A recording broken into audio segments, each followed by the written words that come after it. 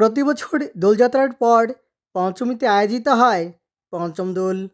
ফাল্গুনী পূর্ণিমার ঠিক 4 দিন পর পঞ্চম দিনে অর্থাৎ ফাল্গুন মাসের কৃষ্ণপক্ষের পঞ্চমী তিথিতে পালিত হয় পঞ্চম দোল। নমস্কার দর্শক বন্ধুরা, ধর্ম সংস্কার চ্যানেলের আজকের পর্বে আপনাদের স্বাগত। দর্শক বন্ধুরা, আজকের এই পর্বে আলোচনা করতে যাচ্ছি এই বছর অর্থাৎ 1432 বঙ্গাব্দে 2026 সালে কবে পড়েছে পঞ্চম দোল, পঞ্চমী তিথি কখন আরম্ভ হবে আর কখন শেষ হবে।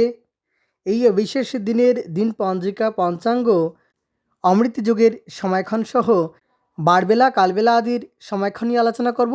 চেষ্টা করবেন ভিডিওটি শেষ পর্যন্ত দেখার। আর আপনাদের সুবিধার্থে সময়সূচি স্ক্রিনে দেওয়া হয়েছে, চাইলে স্ক্রিনশট নিতে পারেন। দর্শক বন্ধুরা, বাংলা পঞ্জিকা অনুসারে 23শে ফাল্গুন 1432, 8ই মার্চ 2026 রবিবার, ফাল্গুন মাসের কৃষ্ণপক্ষের পঞ্চমী তিথি এবং সেদিনই পালিত হবে ভগবান শ্রী শ্রীকৃষ্ণের পঞ্চম দোল।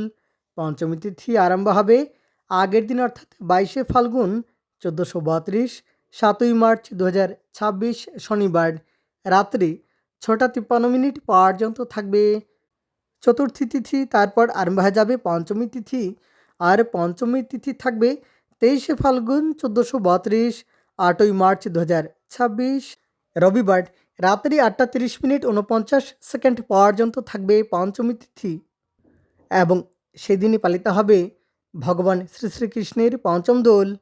এই দিনে নক্ষত্র থাকবে সাতী নক্ষত্র।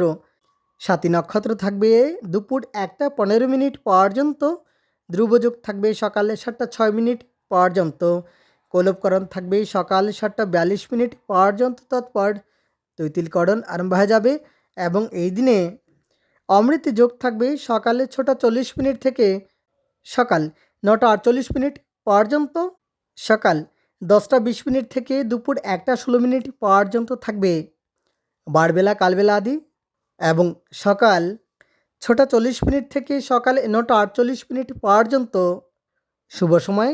এই সময়ের মধ্যে বারবেলা, কালবেলা আদি কোনো কিছুই থাকবে না শুভ সময় দর্শক বন্ধুরা।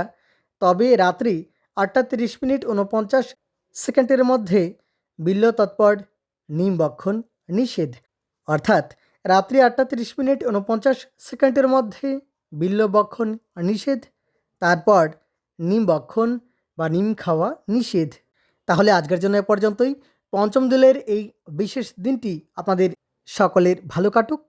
পঞ্চম দোলের আন্তরিক প্রীতি ও শুভেচ্ছা জানিয়ে শেষ করছি আজকের এই ভিডিও। অনেক অনেক ধন্যবাদ ভিডিওটি শেষ পর্যন্ত দেখার জন্য।